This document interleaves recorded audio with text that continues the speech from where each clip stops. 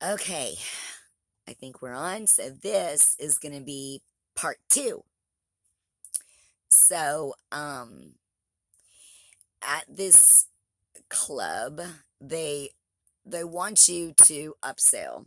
Just about like any place that you work, right? You have to upsell. One of the things that they want you to do is have the men buy your outfits so that you don't have to pay for them. So, and everybody works with you. This is all a team effort. The DJ, the bartender, the waitresses, your madam, everybody is in on this together. In Dallas, it's kind of like, you're out for yourself. It's just a one man show, and you're out there to compete against everybody else. And it is not like that in this case. Now, you just, you keep your own tips, but other than that, um, everybody's working with you to help you. So they begin teaching you and showing you like how you talk to them, and you tell them, I don't, and it was the truth for me. I don't have any outfits. I don't know. I'm just wearing my bathing suit. All I have is lingerie. And then, about this time, a girl will come by with a rack and speak to the man and say, would you like to buy the lady an outfit, blah, blah, blah. And that's how you get your outfits. And so, you begin every night to, build your wardrobe. Now, I mean, you can buy your own stuff too, which I did, but that's one of the main ways. That is not the way it is in Dallas. You just, you buy your own stuff and that's it.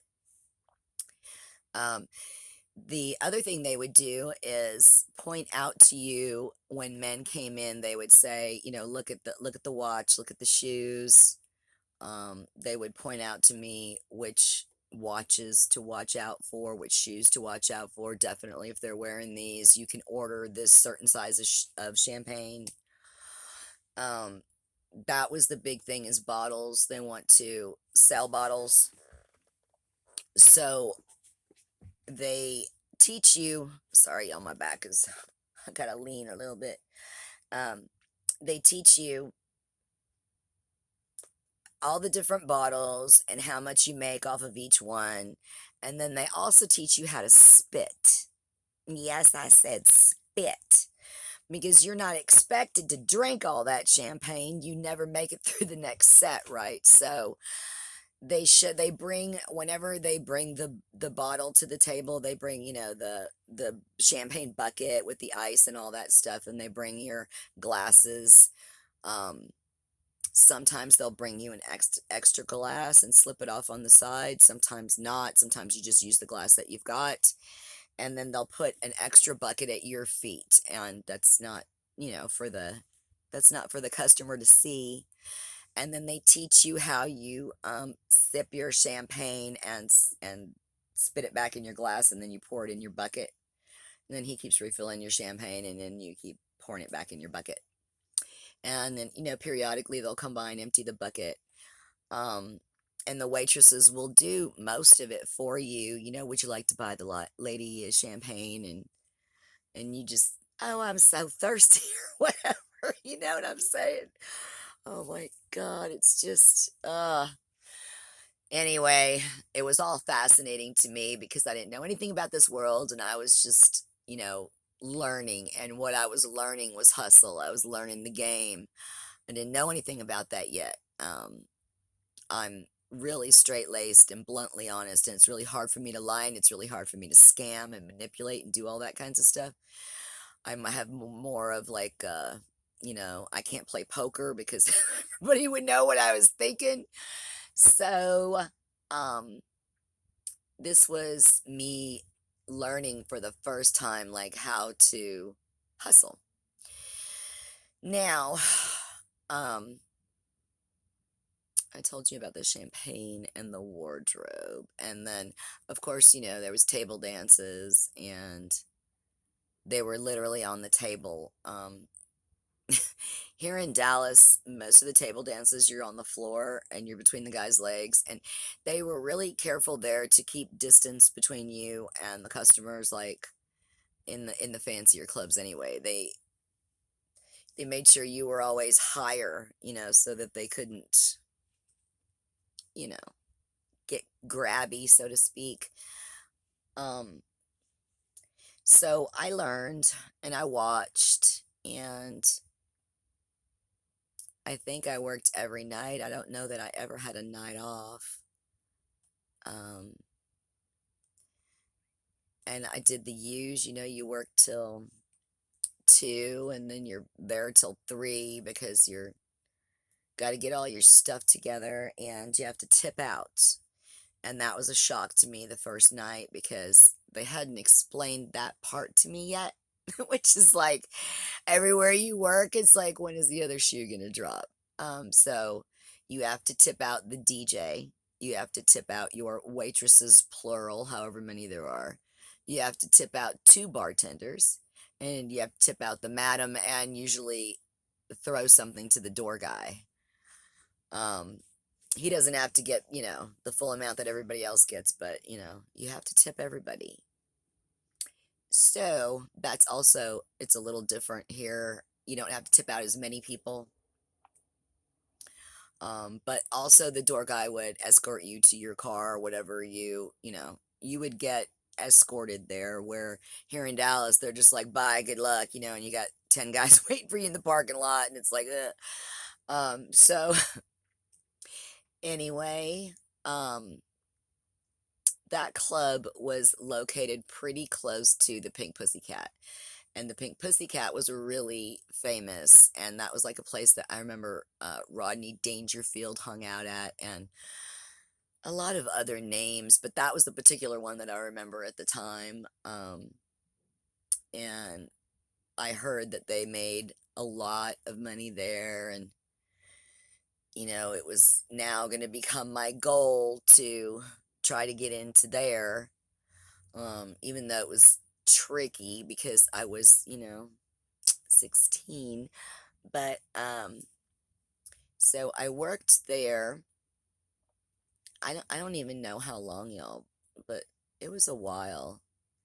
I'm gonna go with like maybe 3 months.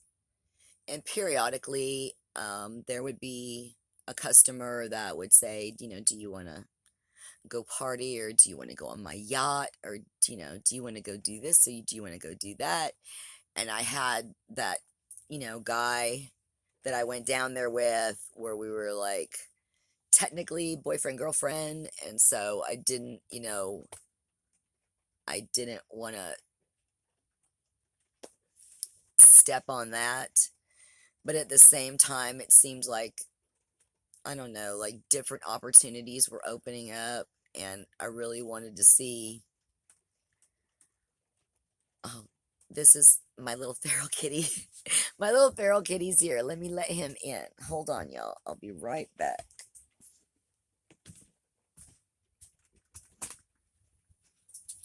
Come on, babies. You want to come in? Come in, Snow White. Want to come in, Snow White?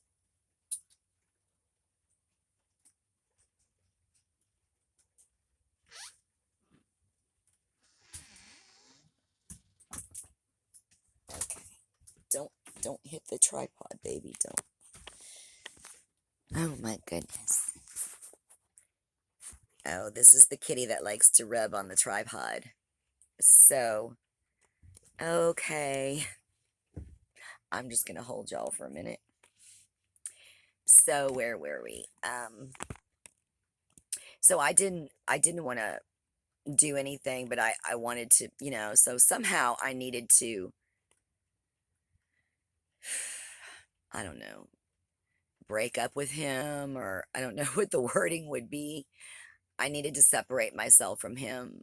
And so I started telling him, like, I think I'm gonna go live on my own. And there was a dancer there. It was a lady that was like, I think she was 50. She was 50 something. She was the oldest dancer I've ever seen to this day.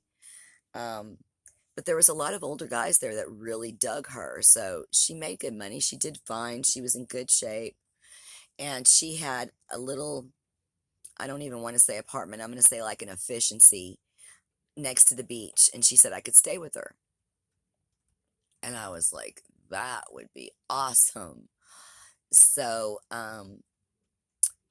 he didn't like this idea. Like, he kept coming up to the club even after like I wouldn't go home. I would go to this lady's place, and he didn't like it. He kept coming up there, and I was like, this is not gonna, we need to just separate and go our own ways. I've got stuff I need to do.